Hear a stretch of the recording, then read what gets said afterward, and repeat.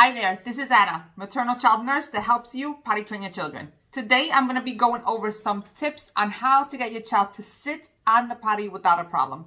That is hands down a huge question. And a lot of the times when parents give up on potty training right away is when they get pushback from the child from sitting on the potty. So the big thing to understand is that that's likely going to happen in the beginning because it's not what your child is used to, right? So just because your child gives you a little pushback initially on sitting on the potty, that doesn't mean that they're not ready. That just means that they need more education, which brings me to my number one tip. You should teach your children about potty training. So basically give them a lot of potty education before you actively train them, okay? So there's a difference between potty education, right? Which basically is the introduction to your child on toileting habits, where the poop goes, how their body is feeling, when their body is eliminating, what their body is doing. So all these things you can do actively as your child is still in diapers, okay? They don't need to be off diapers for you to teach them about toileting habits. If you do that, you will likely not get any pushback with sitting on the potty because now your child is open to the idea of the change. Now you have put the wheels in motion so they know what to expect and what is expected from them, okay? Tip number 2, maybe back off. So when I say that, I mean that a lot of times when parents start actively training their child, they're very vigilant. They're honing down on the child. They're like hovering way too much. And it's important to stay vigilant, right? Because the most important teaching aspect of active training is actually catching the poop and pee in the potty, right? So you kind of need to be vigilant and need to be around your child, but you don't necessarily need to be overkill. You can be in the same room as your child and kind of watch them discreetly, you know, be vigilant discreetly is what I tell a lot of my parents, that the child doesn't see you kind of like making all this eye contact, you know, reminding them constantly. The worst thing you could do is have them sit on the potty every 20 minutes. I hear that rumor going around a lot. If somebody did that to you and stopped you from what you're doing every 20 minutes to sit on the toilet or potty, you would be pretty annoyed, right? So you want to kind of go with your child's body, what your child's schedule is, and kind of let them lead the way a little bit as you are actively training them. So basically, yeah, back off a little bit. Which brings me to tip number 3. Don't ask, lead. If you ask your child who is used to peeing and pooping at will in their diaper without having the constant interruption, do they want to pee in the potty or do they want to pee in the toilet or poop? The answer is likely always going to be no. Why? Because they don't want to stop their normal routine. Stopping what you're doing to go to the bathroom, pee, poop, flush, wipe, clean your hands, and come out is even annoying to us, right? If you really think about it, how many times are we in a situation where we're like, oh God, I gotta go to the bathroom, right? So they are the same way. So if you are asking them every 20 minutes to sit down, if you're asking them, do they want to poop? Do they want to pee? The answer is going to be no, and you're going to get pushed back, right? So lead them, you know? You can just simply tell them, oh, in 2 minutes, it's going to be time to sit on the potty, okay? You could bring your toy along with you, your book along with you, whatever they're playing with at the time, but give them a heads up that it's going to be time to go soon, okay? So they don't feel like they're being abruptly dragged into sitting on the potty, okay? Then when those 2 minutes come, which in hindsight brings me to another tip, which is the timer, right? Some children love the timer. You can easily get one online for like $5. A timer so that they can see real time what's going on. Anyhow, so you give them a heads up. You know, this is going to be happening in 2 minutes. Now you've basically brought that up to their attention. So now they're kind of being more aware of their body. Oh, in 2 minutes, I'm going to have to sit down. So now they start listening to their body, right? And then when those 2 minutes come, you tell them, okay, the 2 minutes are up. Now let's go and try to sit on the potty to try to pee. It's time to pee, right? Or it's time to try to poop. Whatever it is at the moment that you're trying to get your child used to doing, okay? When you sit them down, again, it's very important to back off.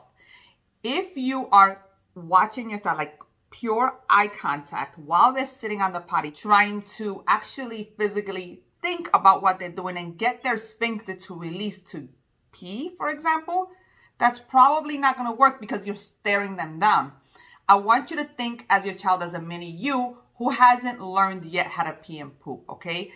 If somebody takes you, even right now, if somebody is looking at you or staring you down as you're trying to pee and poop, you're likely not going to be able to go. Or it's going to be hard for you to go, right? We need that privacy because we need that time to think so that we can release.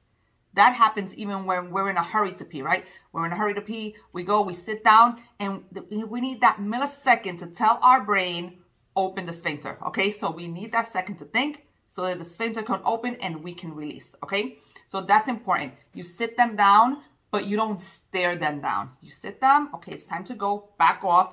Maybe it's time for you to grab a book. Maybe it's time for you to, act like you're doing something in the corner, check your phone real quick, give them a minute, okay? So that's very important. Okay, tip number 4. A very good tip when you do it very right. So, it can pretty much fail if you're not doing it on a consistent basis. And this is routines. Some children thrive really, really well on routines. I've had other children who do very poorly on routine, who they would rather just go on their own without being reminded or prompted into a situation like a life event. However, if you're gradually training your child, routines work really well. Why? Because now you put your child in a situation where they're expected or they know they have to pee or poop, right? Routines, I'm going to put up one right here. This is a nice example of a routine, okay? Which is, basically morning, snack, afternoon, nighttime.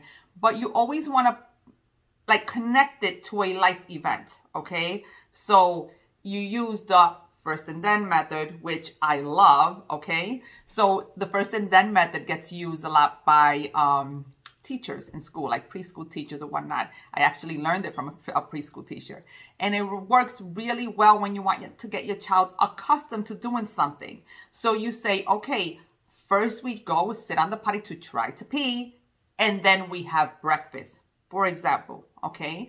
First, we have to sit down to pee before we go outside. So always first pee and then the life event that they're used to or that they love. This would be really good, and it actually works really well if you have a young toddler because you get them used to that from an early age, okay? It tends not to work so well when you have an older kid. It has worked, by the way, but they get annoyed sometimes. They give you a little pushback because it's not what they're used to. But if you want to pace yourself and start with a younger child, definitely routines are beautiful and they work really, really, really well. This brings me to tip number 5, accountability. If they make the mess, they get to clean it up. Sometimes we try to sugarcoat things and we don't really, prepare our child for real life, Everything has their consequences, and you don't want to be mean about things because you don't want to connect meanness to potty training, right? But you also want to hold them accountable, which will actually bring you into having them go through the toilet habits routine, which is, right, you go to the bathroom, you pee, wipe, flush, and wash your hands. So they do it. Okay, we had an accident. Okay, this belongs in the potty.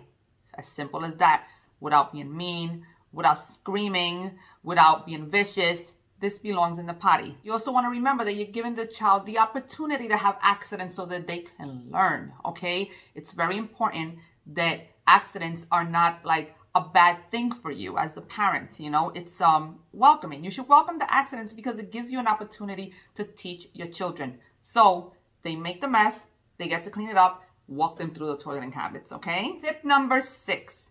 If you happen to have 2 potties in the house, which I usually recommend, because then you get to keep one potty moving around the house with your child in case they urgently need to go, and another potty in the bathroom where it belongs, because eventually you want to transition the potty from the living room, for example, to the bathroom. So if you have two, it's nice, you know what I mean? So the one in the bathroom, it's nice to have a little basket there, a little basket of items that they only use when they get to sit down and try or actually go, all right?